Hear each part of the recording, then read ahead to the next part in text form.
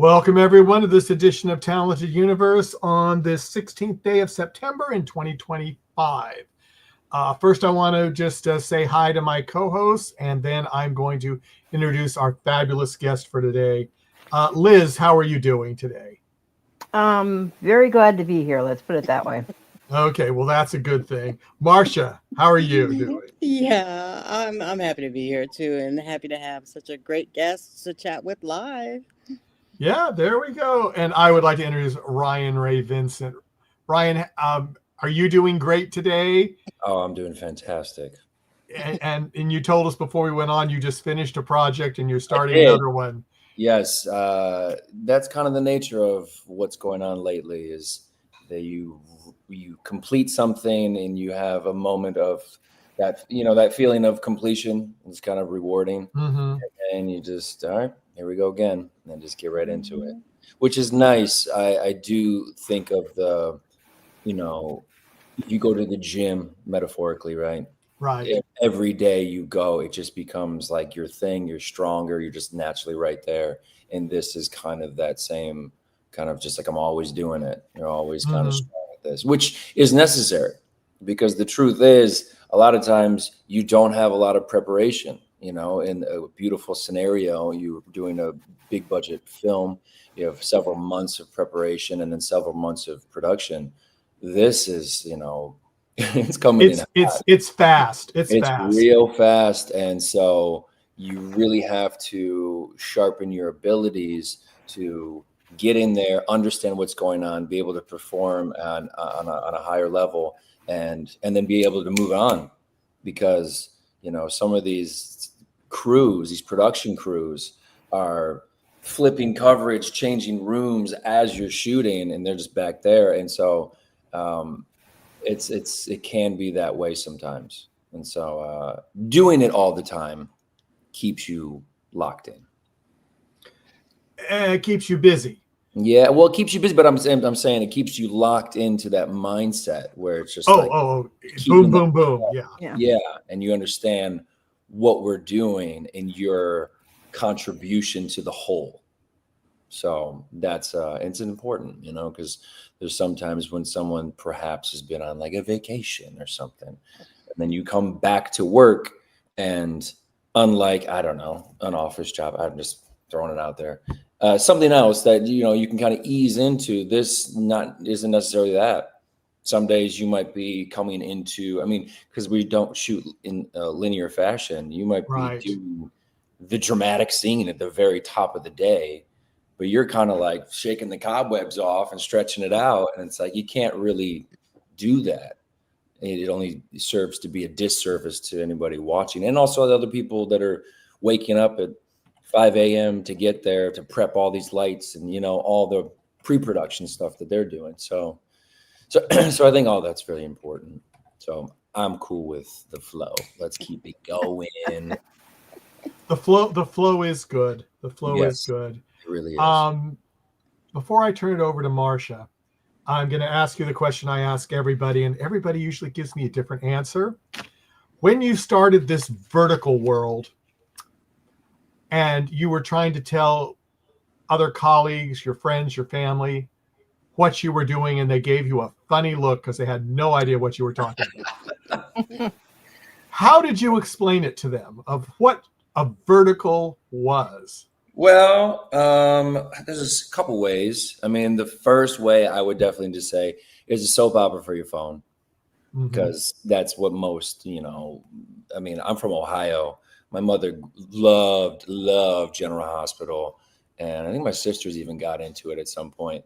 But, those are that's familiar, But then I would run into the question, well, what show are you on? And I'm like, well, you're not going to know necessarily.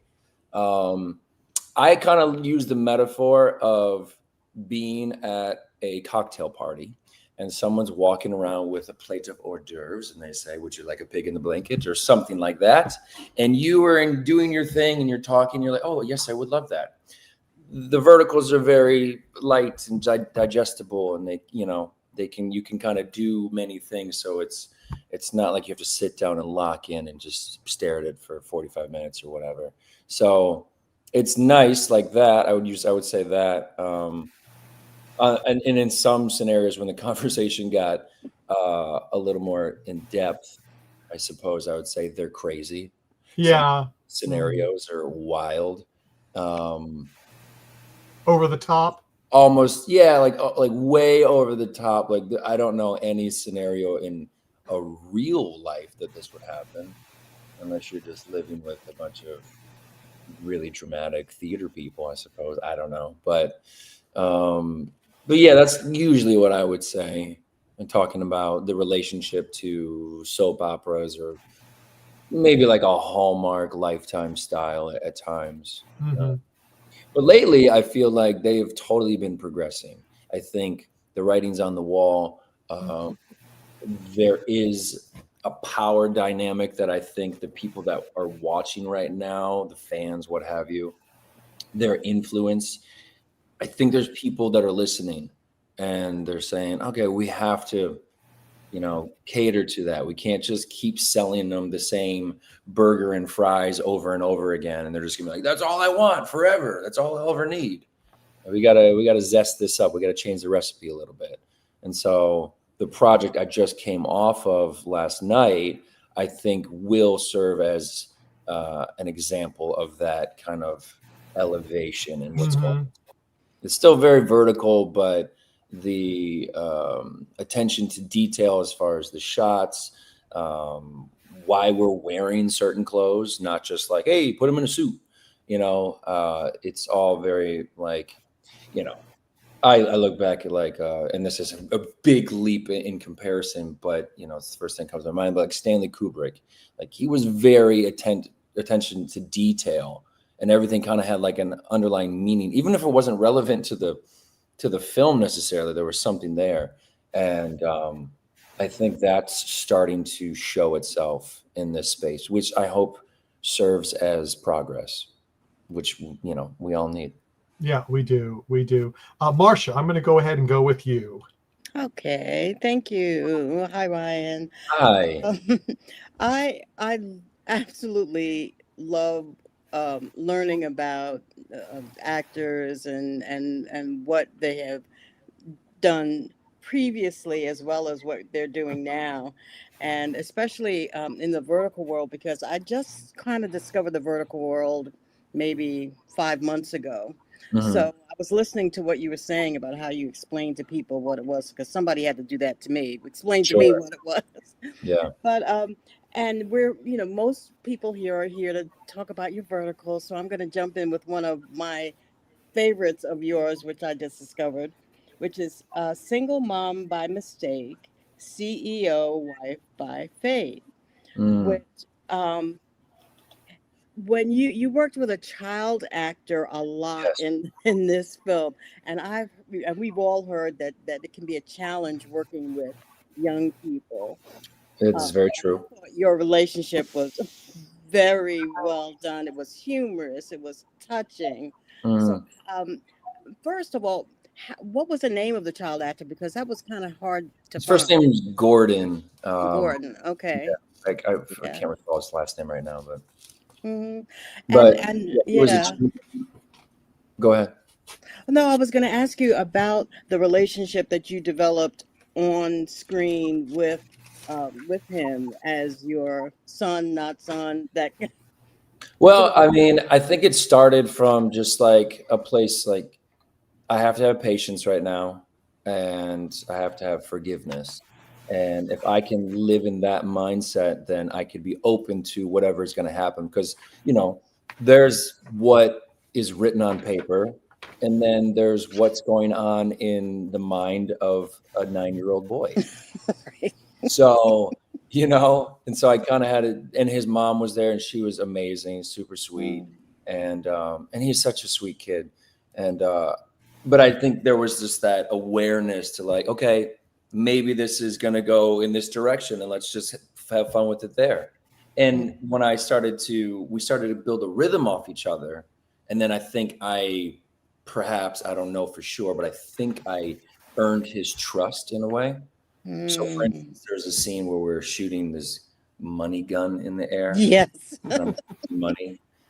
that was very much just like, see where we can go, which is great because that's where, what we saw on in the edit, that's what they used. Everything else was kind of like that was written. It was coming kind of flat, but we at that point started to really play off each other. And so that we just kept lifting the energy. So I don't know. I mean, it was a challenge at times because there are the rules of working with children. So you can only use for a certain amount of hours, then they have to take a break. There's usually a teacher on set, so they have to do that kind of educational thing.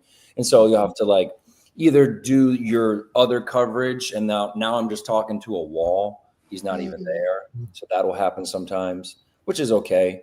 And sometimes, he's sleepy, a little tired, and he's just like, I don't really want to act right now.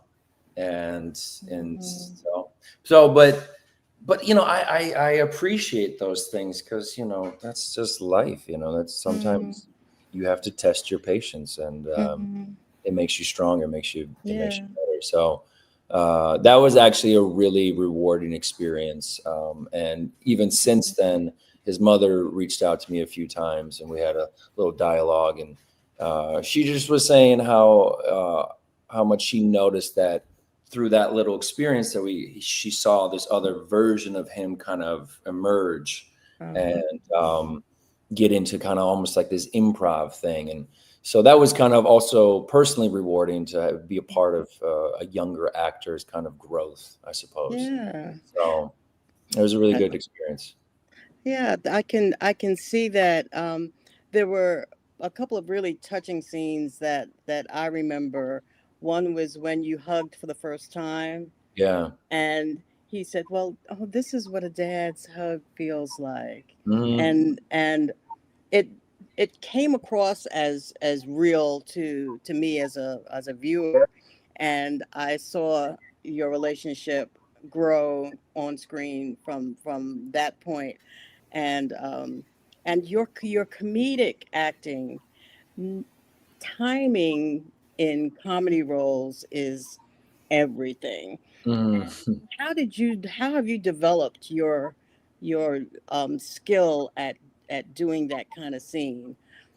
Well, I really try not to judge myself too much, and I try to give myself permission to be present.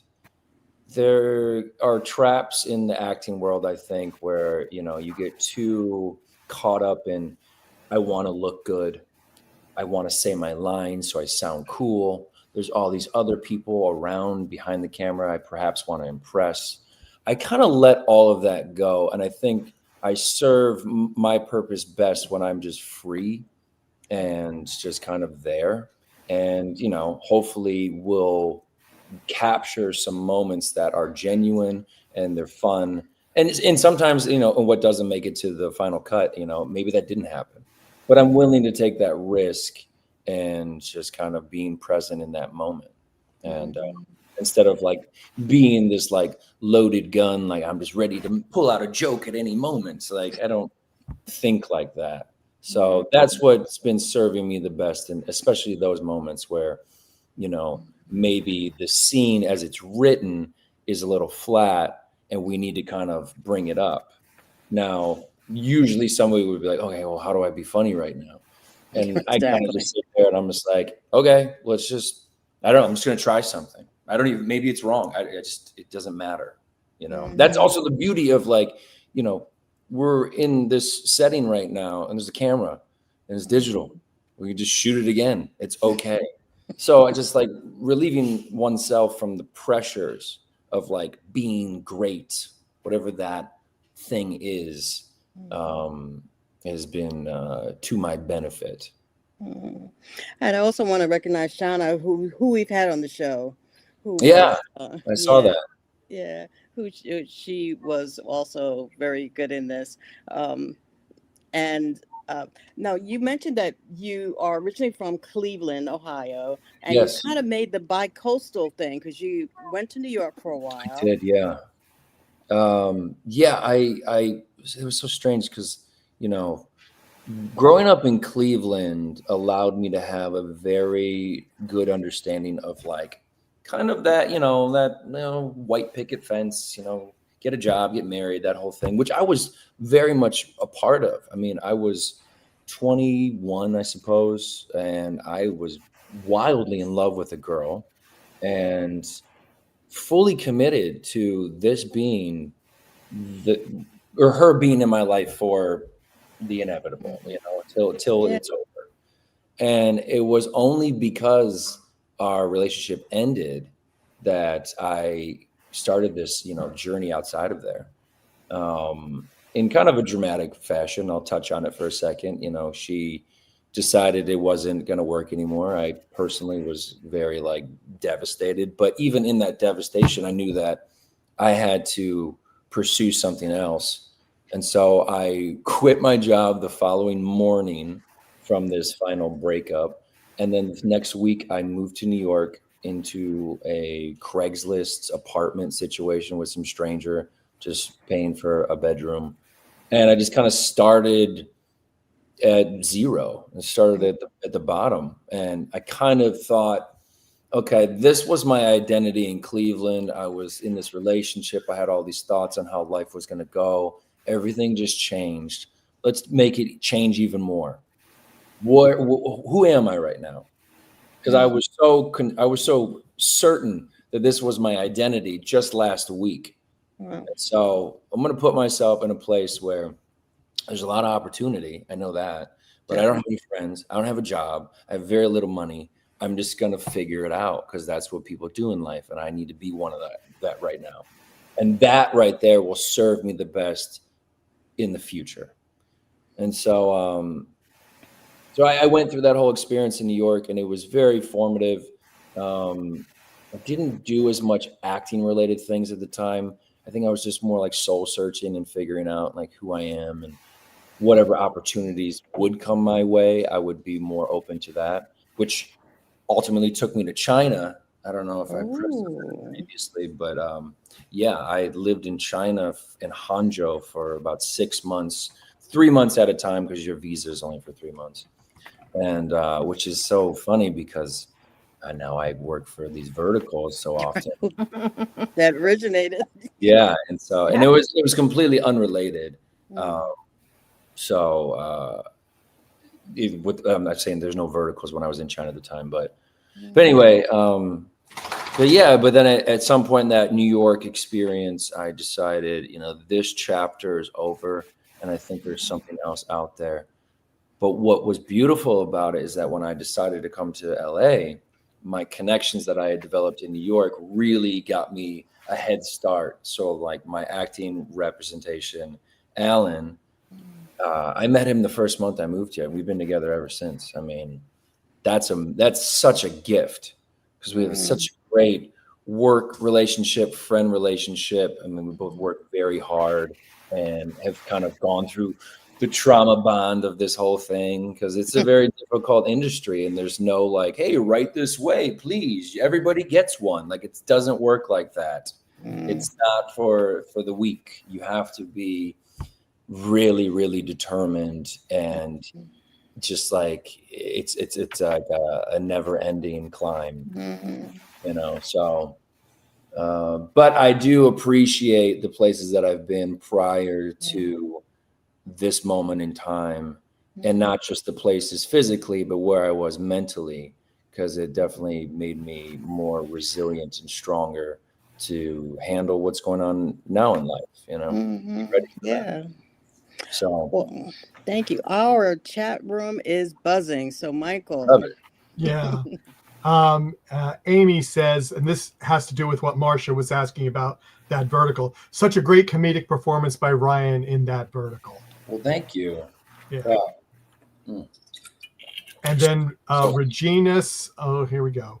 Sternostab, I would love to see progress in the vertical industry. I like it, but I think it could be more developed with more good stories, maybe, but I love your acting. I think it's very sweet. No, and I agree with that. I think, it's just, we all go through a year and then it becomes January 1st. And everybody, whether you put it on social media or you just have a private thought, you think, what am I going to do now? what's my next thing I'm going to do? I want to have a personal evolution. I just think that's just life. So the verticals have been what they are for, I don't know, a year or two. And it's time for a little, what are we going to do this year? Yeah. What's your resolution, vertical? And some of them have been changing. I mean, yes, absolutely. And I mean, when I started, every single title had billionaire in it almost, yes, or CEO, but now it's changing, and that's very good. I mean, it's getting a little broader and a little bit, a few more story ideas. So, and I'm sure as an actor, you love that it is absolutely. changing. Yeah, I definitely love that.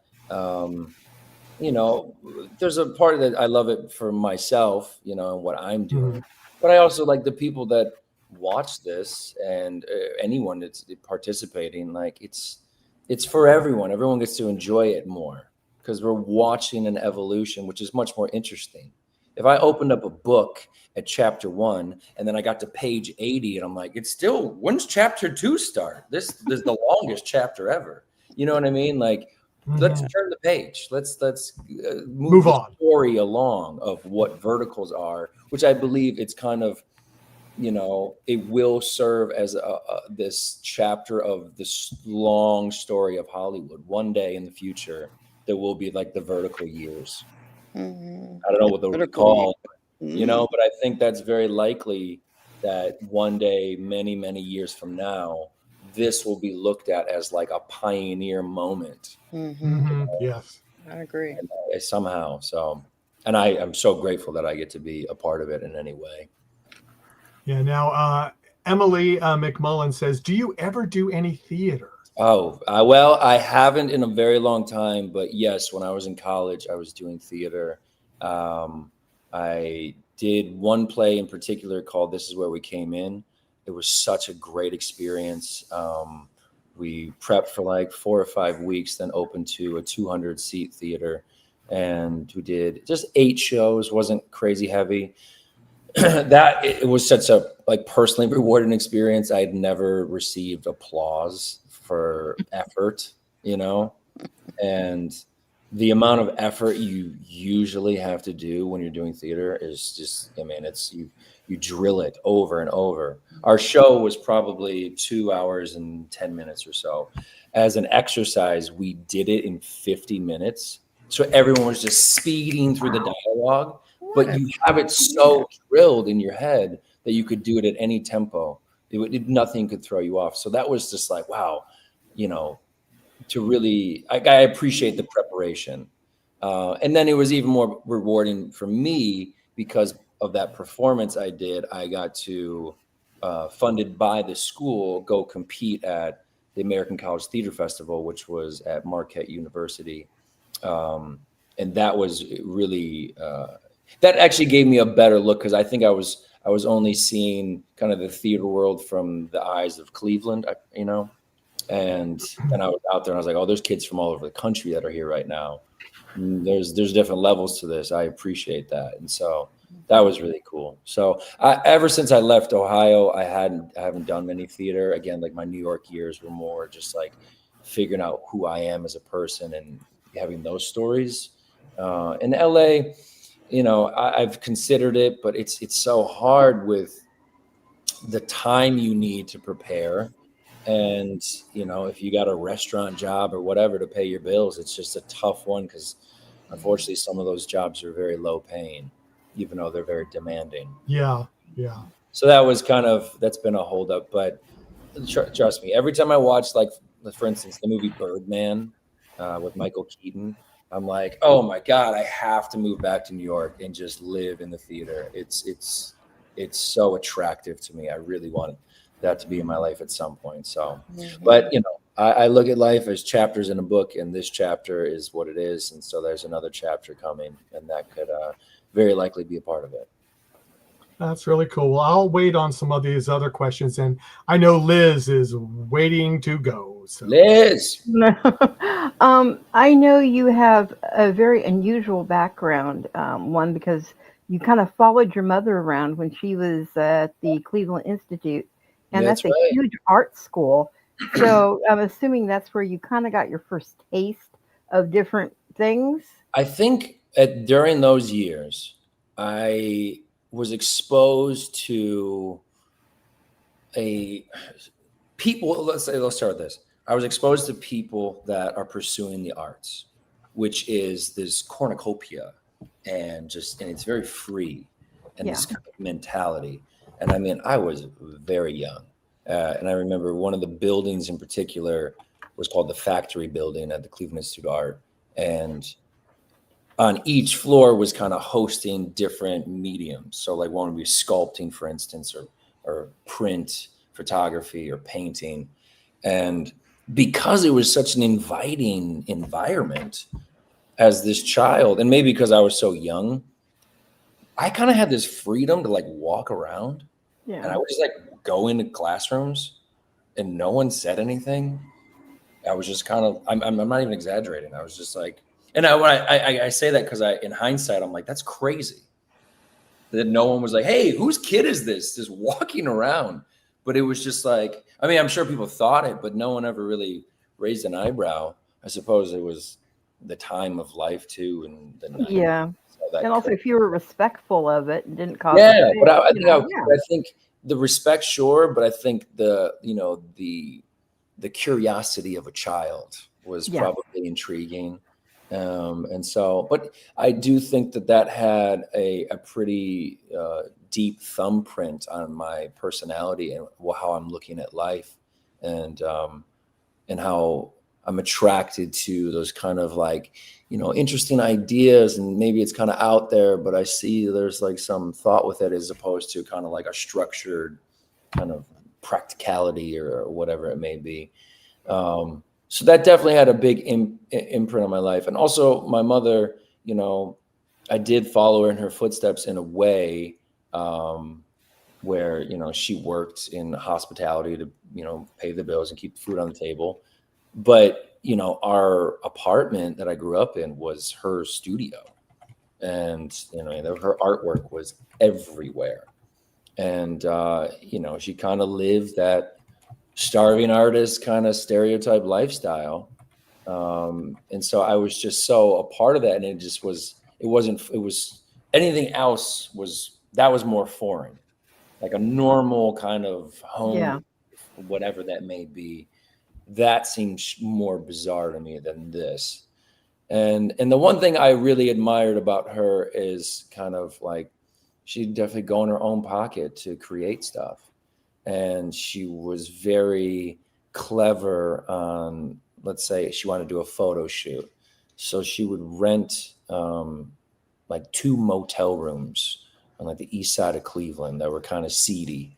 And she would use people, friends from Cleveland Institute of Art, or other friends that she had gathered from working in as a photographer or whatever.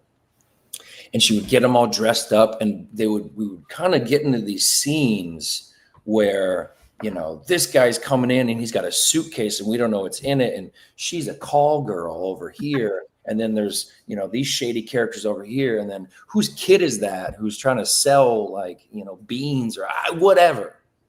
And she would just start photographing it. And she would create these environments where we're kind of doing like live theater. Yeah. And just take pictures. And so it was just kind of this really just free flowing thing. I mean, another one that stands out, we kind of quarantined off this alleyway in downtown Cleveland, and she had hired these 3 ballerinas to come in while there was a scene of businessmen, kind of white collar looking guys, walking by what looked like people in poverty that were living on the streets. And then there was these ballerinas doing ballet in between them, and she was photographing it. And so she always had these like really kind of out there ideas, and but she was really good at taking action. And so I learned a lot from her, just from her leading by example. But I think the one thing I did notice, I was like, I have to put myself in positions to really succeed, and the ceiling is unfortunately quite low in a place like Cleveland. So I have to get out of here, and I have to go where I can have a real shot at this. So And so that's the only thing. But yes, absolutely. Those years were very formative and taught me a lot on just taking chances and not really judging your own ideas so much. So like, let's just go do it. I don't know. Maybe we'll do it and it will lead to a feeling of like, I'm confused now on what we even created. But, I do like the idea of just like, this was once an idea and now you can look at it. Just that right there is so rewarding. And I think that's kind of really a part of an artistic process, just taking action. I think of like Jackson Pollock, like just being locked in a warehouse, just throwing paint at canvases. And I'm sure at certain moments he's like, what am I doing?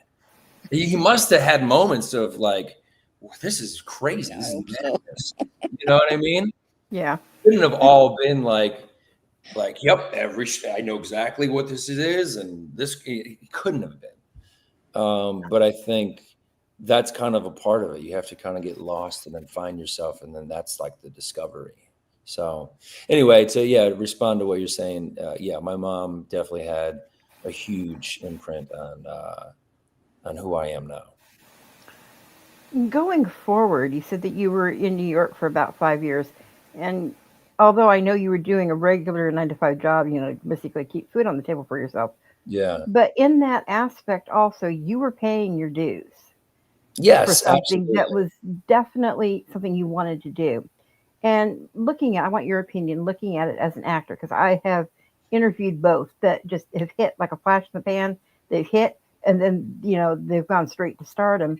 Whereas other people, they have worked and worked and worked for so many years. Mm. What do you think emotionally comes through as the best?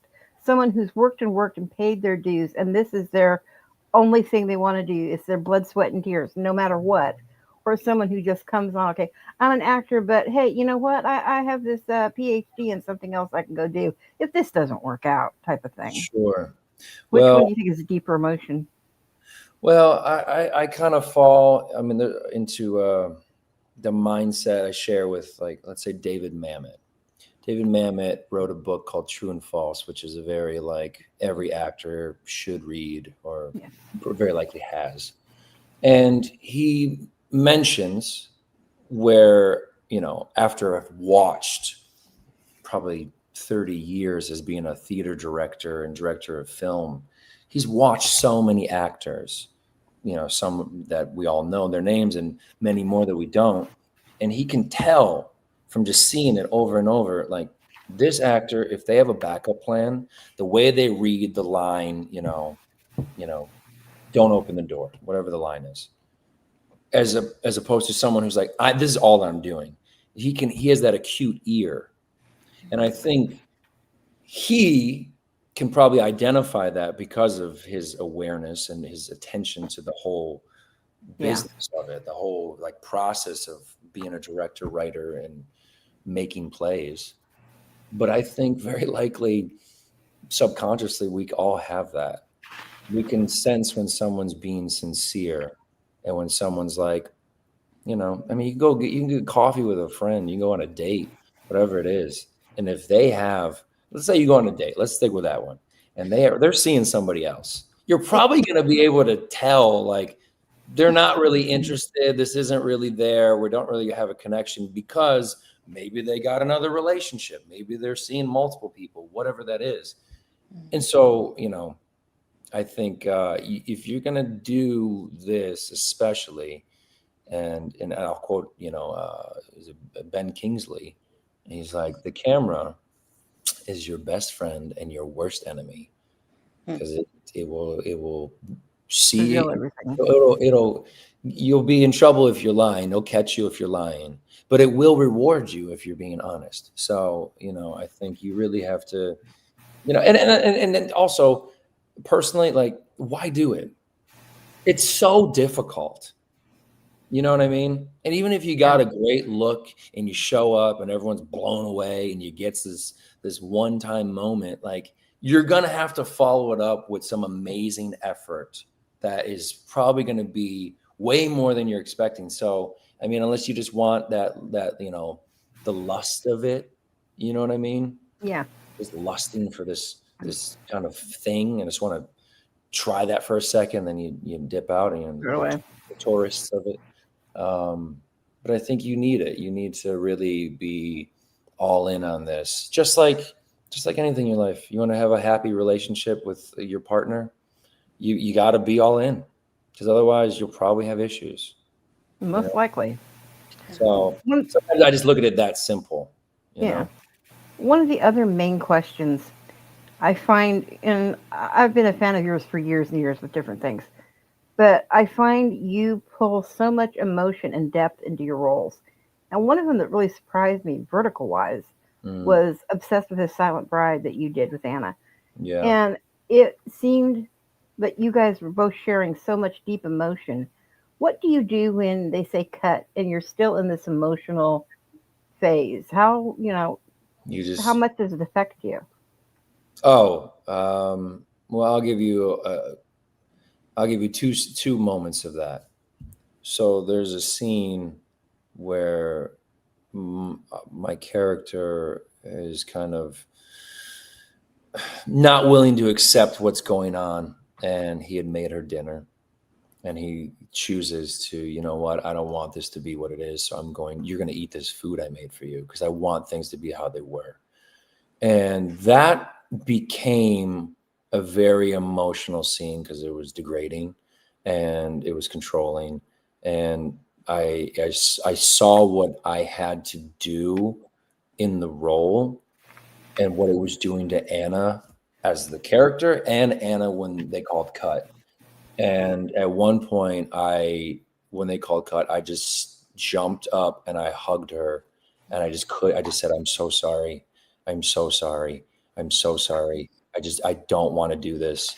It's really awful. And so there was a bit of like a trauma bond going on with that. But that happened a bit earlier on. Later in that shoot, where her character has, kind of fallen off this roof and is presumed she's passed away at this moment, the director had come to me and said, I need you to get emotional on this. And so for me, I choose to, very Lee Strasberg or whatever, to go into like something that's personal. And so I think of, at this time, the loss of my mother, and I can have these very specific vignettes in my mind of my memory of what happened that day that she actually passed away. And so I put myself in that mindset, and then I go do the scene. And I remember the director came over and she said, that was really good, but if that was a 1, I need you at a 4. Wow. I had this thought. I was like, this business. And I was like, and I didn't take it personal. I was like, okay, I know what my job is. It's fine. And so then I really just kind of like went to a dark place, and I was able to give them what they wanted. But now I had to leave set, and I was like, I don't know, like 10 minutes to like come back to like, So for me personally, there is, I try to make it real. And if you got bad news in your personal life, you probably wouldn't just like cry and then immediate stop and take a phone call like, hey, what's going on? You would need time to, come back. And so again, with that idea of just like allowing myself to be human in all of this and not have this pressure of like being this machine, like cry on command and then not cry. And like, that makes me great. I don't know if that makes you great. I think that makes you a machine. And that's probably, you should maybe see a therapist if you can just bounce back and forth. I don't know. But, so yeah, I think that's, that particular set, but I think that was also like a lot of that set too.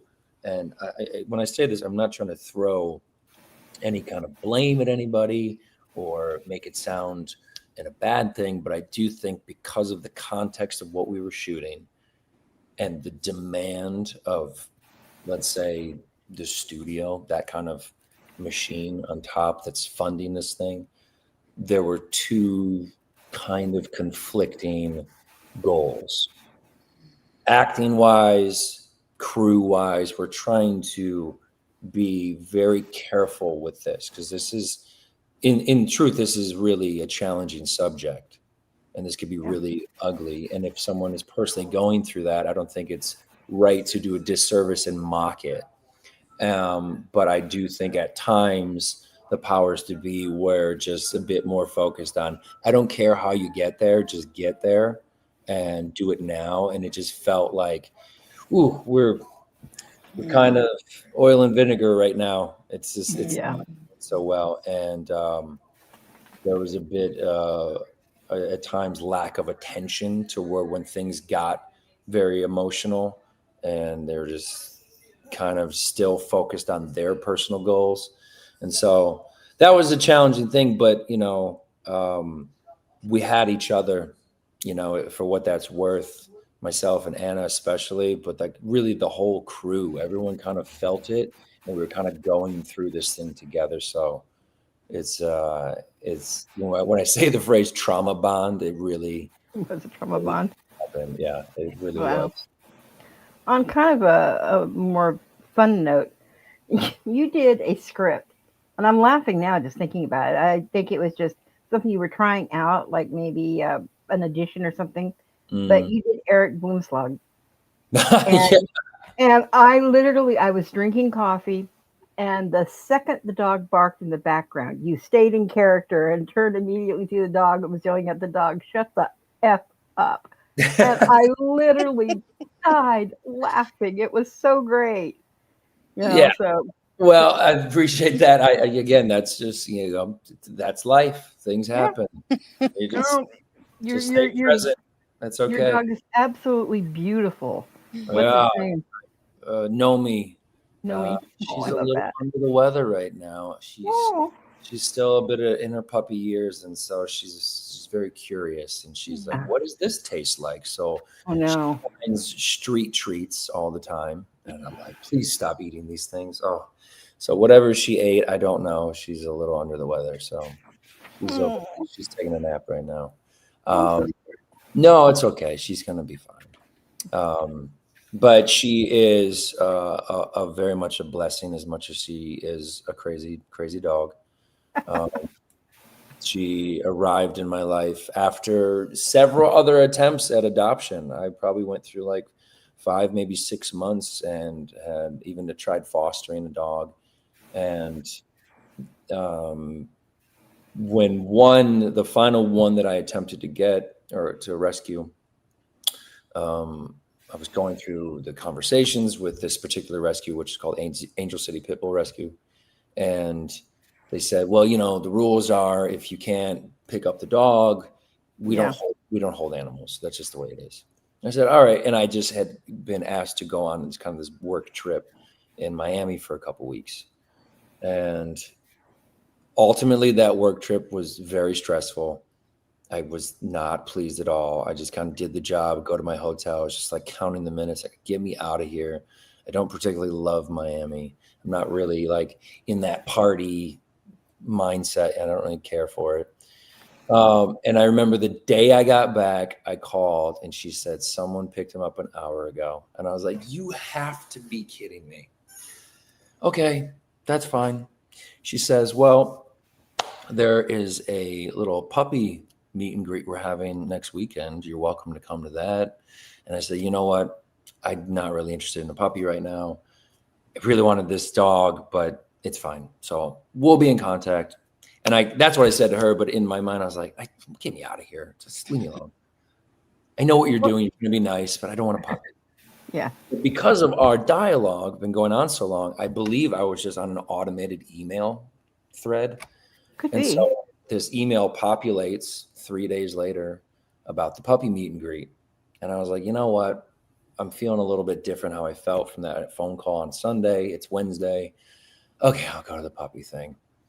And I got there. I was very reserved, because in those things, it's so funny how people act. And I get it. It's a very exciting moment. And the puppies are so adorable. And there's a bunch of them. But people are just like, give me the puppies. It's kind of aggressive, the whole nature of it. So I just stood back and just watched. and I was looking at how, of course, how people were acting, but also the dogs and their behaviors. And just, I've had several dogs in the past, so I was kind of just being mindful.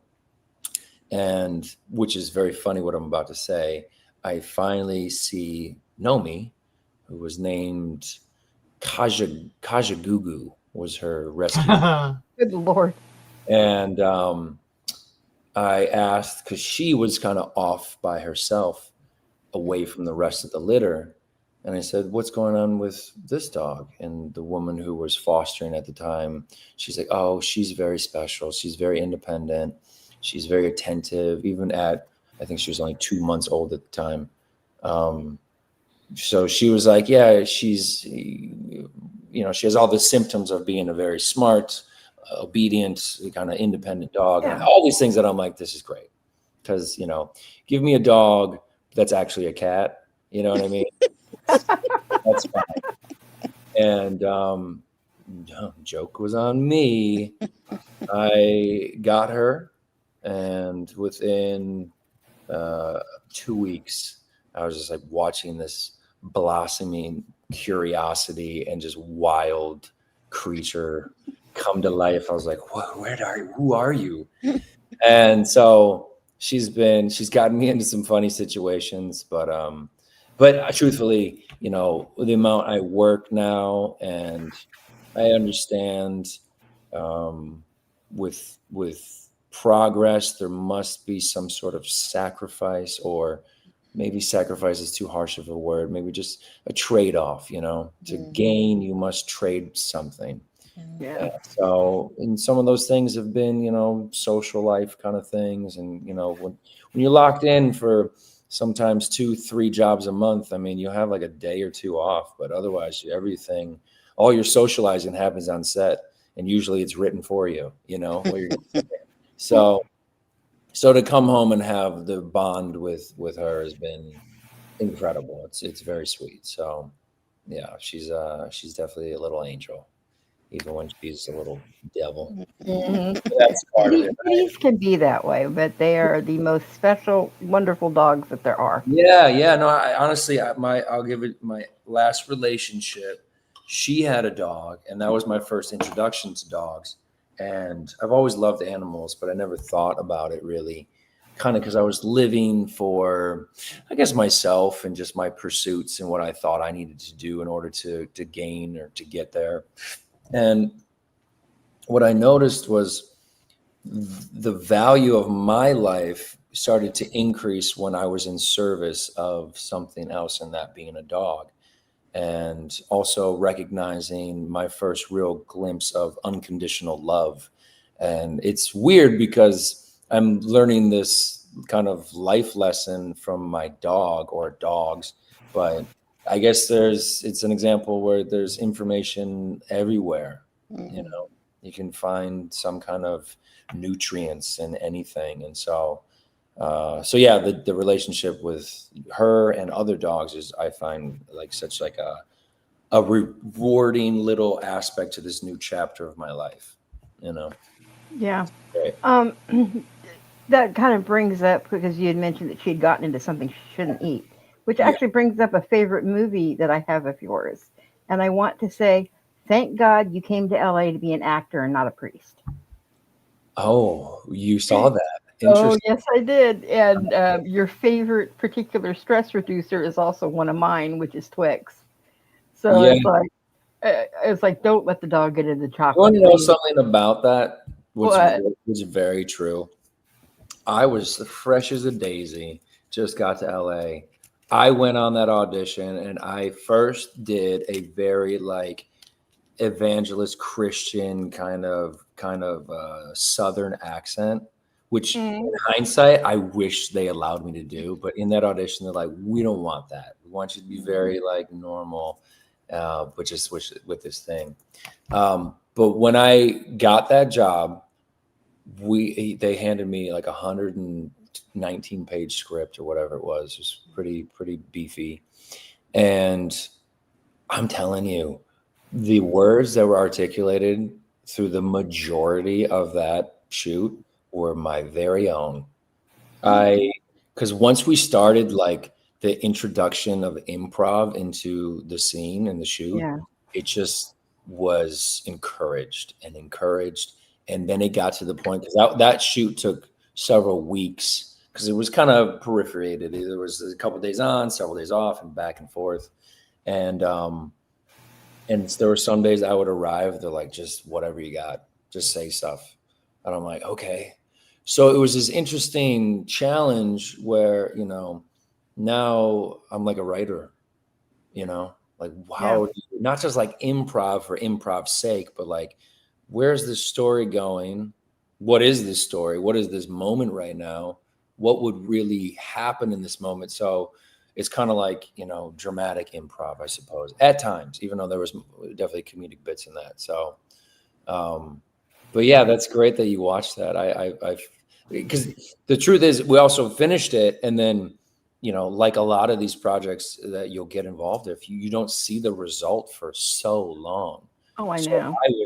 I was way detached from that, and it might have been almost 3 years, maybe four might be around 3 years, what have you, before I even knew it was finished.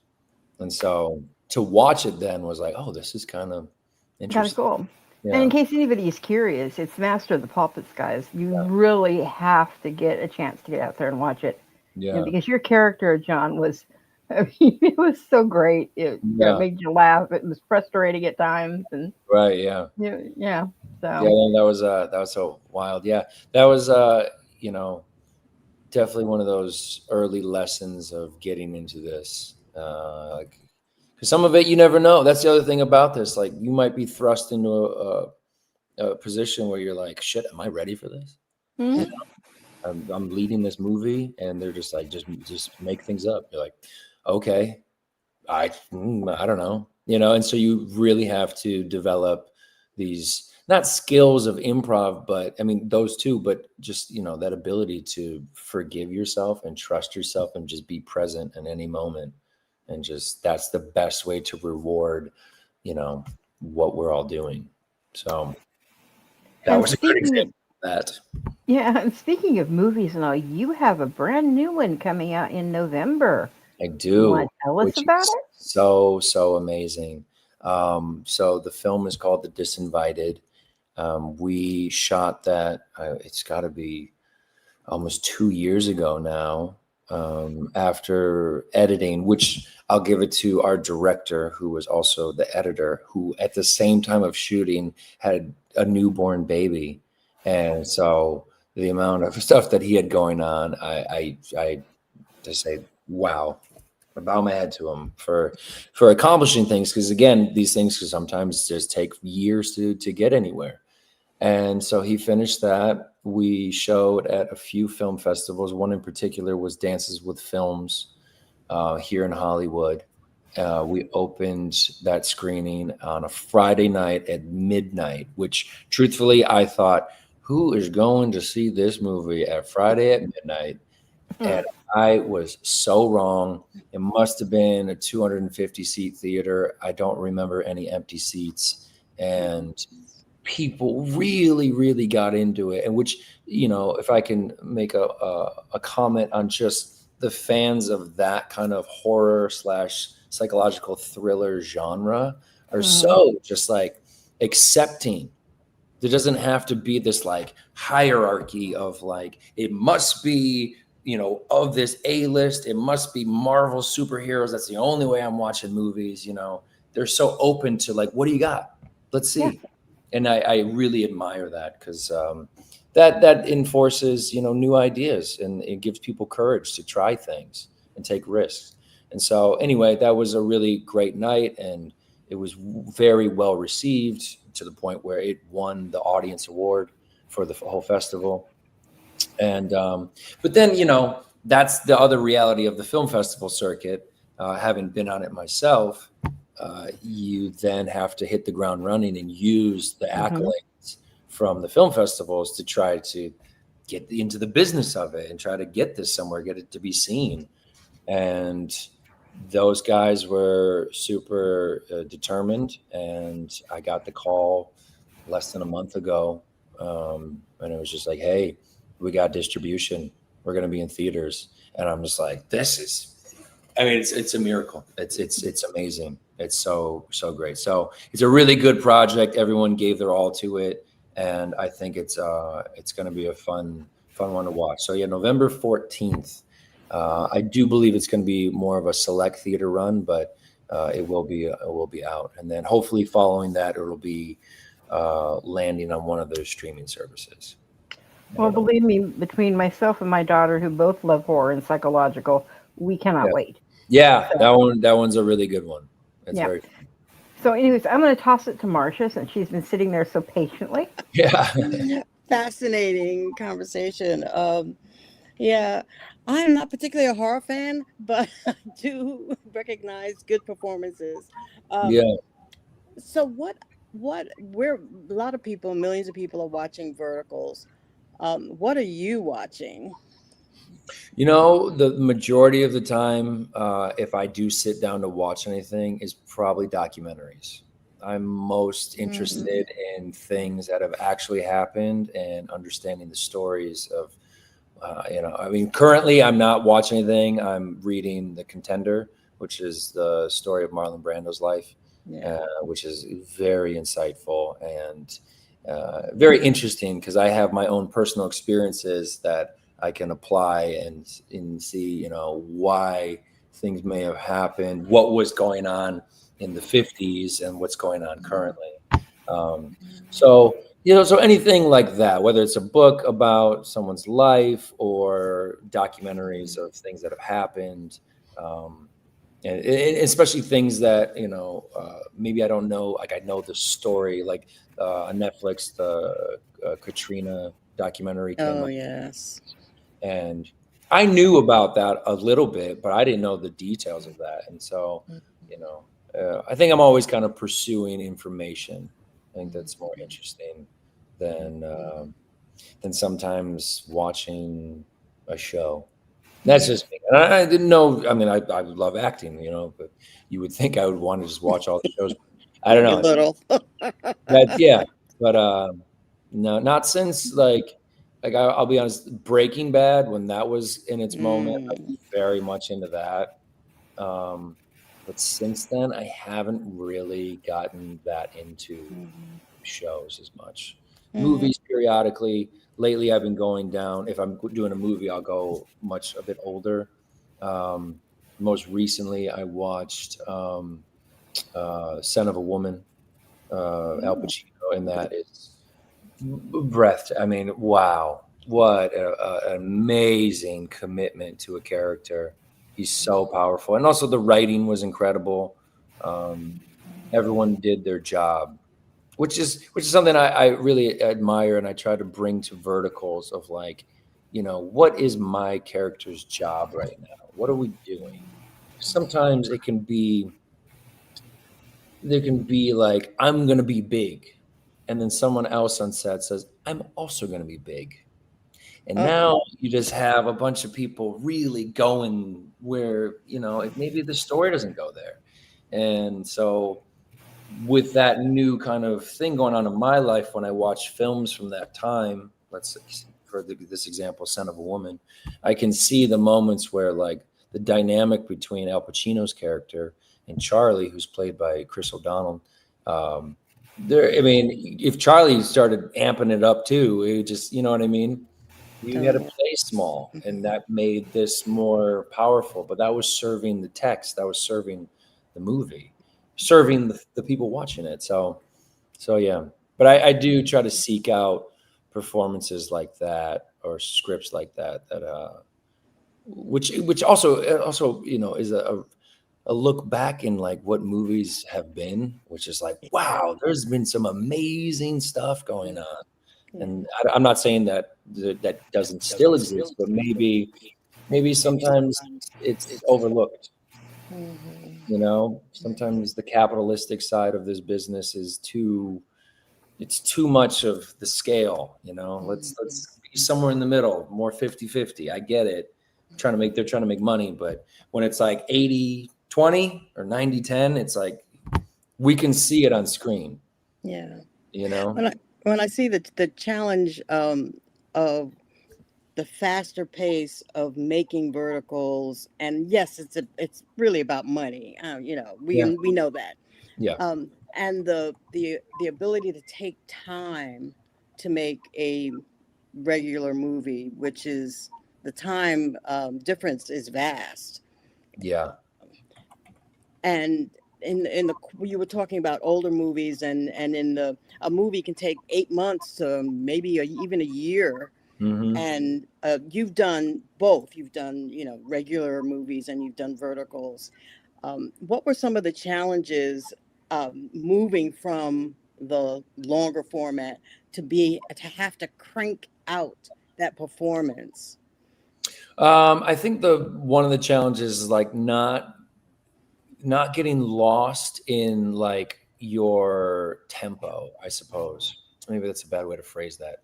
Let me say it this way. I think when you have a lot more time, you're not going to overlook little details. You have the time to acknowledge everything that's going on, as opposed to the speed. Now there becomes this attention on pace. Yeah. And now your focus is not at what it should be for my contribution to the project. And so I think that becomes the challenge of like, I have to be mindful of the pace, but I can't now start disrespecting my job and my performance and stuff like that, because I'm just trying to keep this, you know, this pace going. That's, you know, I can't do that. So if the scene, and I noticed this, I've seen this happen on, because the pace of the environment behind the camera is moving at a certain speed. So then the actors start talking faster because they're trying to keep that space, and it's happening subconsciously, but I've watched it happen. And it's just like, whoa, if the camera's rolling, it's us now. We're in this moment. This is still what we're doing. You have to, and if the scene calls for the speed, sure, it's fine. But you know what I mean? Sometimes it doesn't. And I can think of one, it doesn't matter the particulars, but I just was watching someone. I was like, you are so caught up in them rushing. And sometimes they'll really be articulate, like, hey, we got to keep it pace. We have a certain amount of time and we have to get this done. And that pressure gets put onto the actors. And so I think that's the biggest challenge of not falling for that trap and then, you know, compromising performance. So that's the one thing I definitely notice doing both. I know we're soon going to be closing out, but I did want to explore a little bit, a tidbit from your past that I read about. My younger brother, he's gone now, but he was involved in Golden Gloves boxing for a while. He figured he'd be a boxer, and he became good at it. And he never got touched. And then one day he got punched right in the nose, and he's like, I could really get hurt. I don't want to do this anymore. And that was the end of his boxing career. I always laugh about that. So you were involved in BMX for a little while. Yeah, I was. Yeah, I certainly was. Yeah, that was and I think I took to that a bit more because I like the independence of it. I was scared a lot. I remember feeling scared to try like certain tricks that were, you know, a bit more risky, a bit more like, if I mess this up, I'm going to hurt myself. But I think I liked putting myself in that position. And then, and also like, there's no coach, there's no team. It's not a team sport. Like, it's just me against the obstacle. And also no one cares if I do this. It's just me. I really admire like rock climbers as well. You know, you're facing a 3,000 foot wall. You begin to ascend. And at some point, very quickly after you've left the ground, it's life or death. And you continue to go. And as you get to the top, there's no one there. No one cares that you did it. But what you unlock is this thing inside you, like, I did it for me. And now I get to be the version of myself in this kind of evolution that has now done that. For instance, like I went skydiving once. There's two different people. I know this for a fact because I've done it. the guy who's not gone skydiving and the guy that has. Because when you jump out of a plane and you land back on the ground, you're like, I just did that. You can't watch it on a video. You can't read it in a book. There's certain things you just have to experience. So I think with the BMX, for a long time, that was allowing like levels of that. Also, you know, there was a kind of this culture that I was really attracted to of like the BMX skateboarders, that kind of world was a bit more attractive to me than, let's say, like, you know, a typical like football jock kind of scenario. Like I just didn't really care, even though I'm a football fan now, but at that time I wasn't. But there was an expiration date because I did get several injuries. One in particular, I had jumped in the air and I went too high and I hit the ceiling and my head cut open. I had to get like 16 staples across the top of my head. And I remember that was kind of like, ooh, that was pretty sketchy.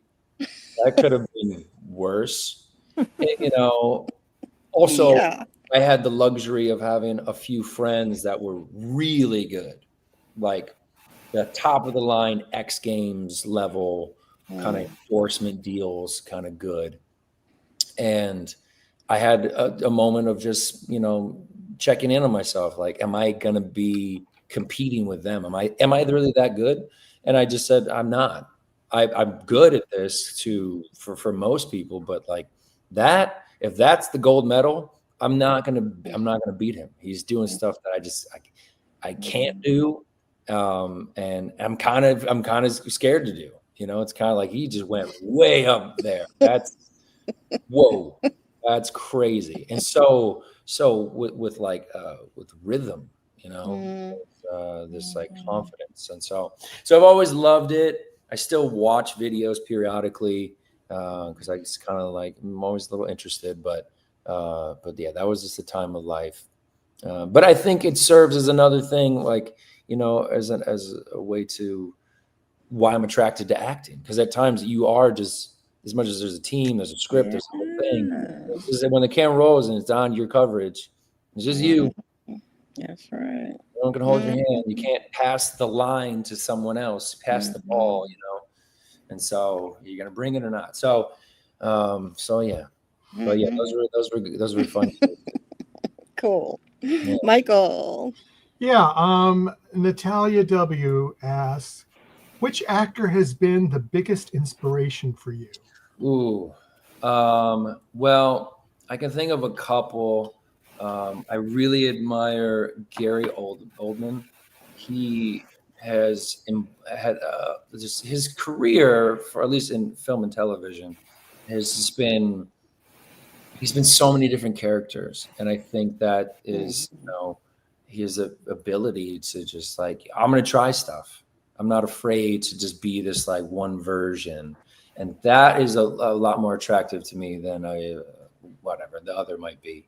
Of just like, this is kind of like the safe space. I'm kind of always this character, which is fine. You know, this is a tough business, and so it's a luxury to get in and be respected and appreciated and paid to play many different characters. So him, Willem Dafoe is another person I think is amazing, because they have that ability to kind of do theater and then do independent and then do major stuff, and like kind of they can move around.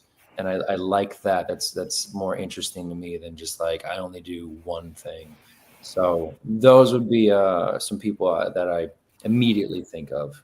But also, you know, people from the past. I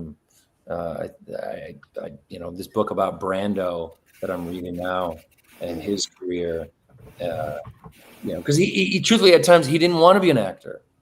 He didn't care about it because in his mind it didn't mean anything.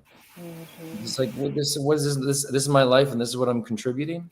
I should be an activist for something that actually means something. And he had this kind of duality where there was times that he hated it and he resented it, and other times he cherished it. And I wonder, I don't know, but I wonder if that actually served him in his benefit to being such a great performer, because he sincerely was an amazing performer. Absolutely. Amazing. So, but yeah, those are some people that immediately come to mind. Yeah, and CW asked, any plans for writing, directing again, like Loadar? Loadar. So I did that short film. I have already rewritten it into a 45-minute pilot. Ooh, Kind of, again, I look at my life in these chapters, and I believe that if I was a painter and I painted this picture of whatever, and I have it here on the wall, it does not lose value just sitting there. There's a time and a place. And so at this time, I'm building another aspect of my career, and Loadar is right there from the day it comes that I'm like, hey, here it is. And now it's the time for it. So yeah, I definitely have that ready to go. Occasionally I'll have other ideas that I will write. And sometimes I don't even have plans to even do it. Just the exercise of writing is very rewarding, especially in the moments where I really have no idea what I'm doing. I start to write an idea. I'm like, where is this going? I'm lost. But then when I find it, that feeling is like, it's so rewarding. So, in the, the saying of like chasing a high, sometimes writing can be that. It can be frustrating and confusing and make me feel stupid because I'm like, I'm so bad at this. And then I'll connect the dots and I'm like, oh my God, I am high on my own supply right now. This is fantastic.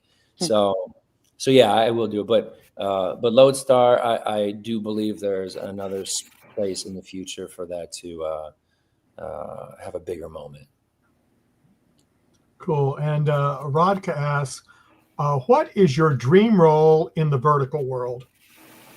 I'd personally love to see you as a lead, but you are a great villain too. I do like the villain characters, partially because there's a bit more they're a bit more liberating. It's hard to really like explore the hero because you kind of have to live in this kind of like no sharp edges kind of a thing. So I do like the villain characters just because you can, like the one I did is called The Sweet Contract with a Mafia Boss. Like I improv a lot of stuff on that one. And I'll give it to the director for giving me permission and the confidence to do that. But it was nice because I could really like walk in those shoes, and go there. And so that was liberating in itself. And so that's probably more of an ideal scenario, but with the writing of, and I do like the, I guess they're being called like the regret stories, the redemption, where you live a certain way. But there's also something sweet and you can recognize, your wrongs and you can make up for that and second chances or whatever. So I do like that because I think that's kind of how people are in life. I mean, it's art imitating life, right? We mess up. Very true. Well, it sounds like to me from what you're saying is deep down, you kind of enjoy playing the villain more. I mean, look, going back to earlier in the conversation when the last show I watched was Breaking Bad, it's probably not right. I do find those characters a bit more interesting because, it's like this more fringe lifestyle. And, I think we're intrigued by that, by nature. And it's nice to see when people, because that's the other thing too, is that often people live lifestyles like that, not because they're necessarily evil or wanting to cause harm, but they have other things going on in them personally, whether it's, family dynamics or, insecurities or whatever it is. And so there's always more to the story. And I think that's an interesting character to dive into more so than the latter. And the last question I'm going to take from the chat room and then go to Liz for her final little volley. Christina says, is there a character that you felt was more yours? In other words, I guess she's trying to say that you enjoyed playing maybe, or is more like you? Out of everything, or is this more of Everything. No, everything. I'm going with everything because she did not specify, so I'm going to say everything. Okay, that's fair. Well, I mean, truthfully, when I had the idea for my short film Loadar, it was based on Peter Wolf, who is the frontman for the J Giles band. And I tried to go at the appropriate way and get his permission and rights to kind of do this performance, even though there was no money to be made. This is a short film for film festivals. It's not that serious. And I get it. I'm some stranger coming out of nowhere saying, "Hey, can I play you in a movie?" And or someone on his behalf was just like, "You have no permission to do any of this." And so now I was stuck in this position where I'd already received the money to make this project. And I was like, oh, I don't want to give the money back. I'm here. I'm at this stage. What do I do? And so I went into this place of, okay, well, I'm going to make it my story then and use influences. So where his story is more Boston, Massachusetts, I changed it to Cleveland. And where it was WBCN Boston radio station, I changed it to WMMS Cleveland's Classic Rock. And so I started putting my own life into it, and it became my own little version. And where I couldn't use his music anymore, I actually hired a band, and we worked together and we're like riffing off each other. And that's what was in like the performance scene. And it was so organic, and it was so just like I met them that day of the shooting. So we didn't have time to like be in the garage working on a set list. You know what I mean? It was just, this is what we're doing. And so that was probably the one where I really brought in a lot of my personal life to that. And it was, for what it turned out to be, it was just so rewarding to have accomplished that. And again, going back to just it was an idea. I was in my car listening to a song, and I thought, oh, this would be a fun character. And that was it. That's exactly how it started. And then I turned it into this thing, wrote it, and I have the award right here from the Mammoth Film Festival for first time filmmaker. And so it was just kind of like, wow, that's such a great taking action thing. It's just, so that would be the answer to that. Yeah, well, you did what you had to do to make the project work. So yeah, absolutely. I will say sometimes, I show respect to circumstance, because sometimes circumstance is all you need. Like, I'm in a situation right now and I don't want to be in this. So I'm going to do something that I never thought about being a writer, never thought about it. But I was like, I want to play this character so bad. The idea that someone's going to write it, then put out a casting, and then they're going to pick me to play it. You know what I mean? Like, what am I thinking? This is never going to happen. So if I want it, go do it. And so out of that circumstance, that's what happened. There you go. Liz. I just wanted to say, kind of to start wrapping things up, Ryan, I really, and I know all of us do, appreciate that you have taken so much time and generously shared a lot of these stories with us. Yeah, and we cannot literally thank you enough. And one thing I wanted to say, once we go off air, can you hang on for like maybe 5 minutes? Because I do have a personal question that both my daughter and I want to ask you. Absolutely. So go ahead, Marcia. Well, we also want to know, what do you do when you have what little time to relax? What do you do? I'm pretty simple these days. I have like a little condo kind of apartment in West Hollywood. I have a balcony. I have like a little propane fire pit out there. And I'll just either sit out there, listen to a book on tape, or just hang out with my dog. I mean, I'm pretty easygoing at this point. I appreciate my solitude. If I do have time to do something a bit more extravagant, Mammoth Mountain is my personal escape. I love the peace of the mountains, and I'll go up there, and I don't even have to do anything.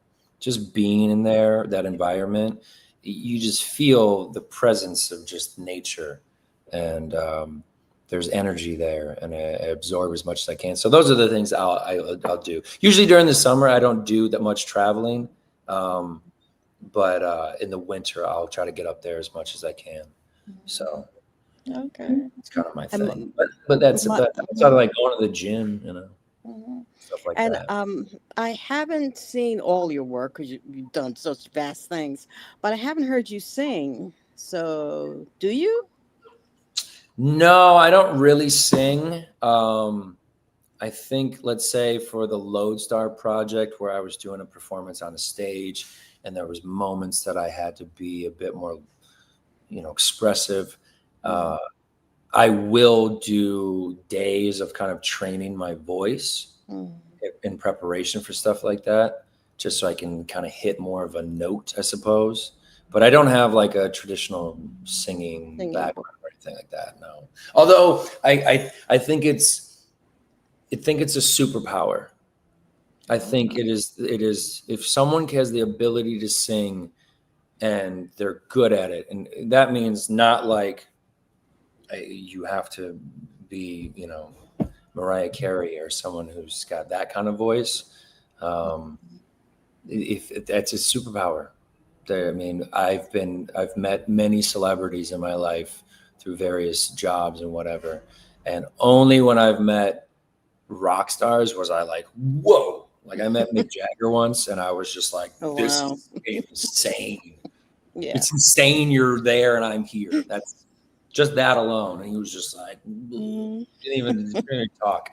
So that was really cool. So yeah, no, I would love to have a moment in life that I can dedicate to more like dance and singing. I do think it's a special thing. When I lived in New York, I would go to see shows very regularly. Oh, yeah.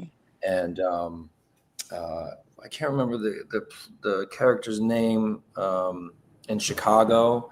He's just the ringmaster, or the guy who's the Joel Grey character. Yeah, I can't remember what Michael C. Hall played him famously. And anyway, that guy, that would be a really fun role, something like that, where he's not really supposed to be a singer. He's just kind of like a showman, but he also can hold a note like crazy. And so that would be really interesting. So yeah, not yet, but one day. Another chapter.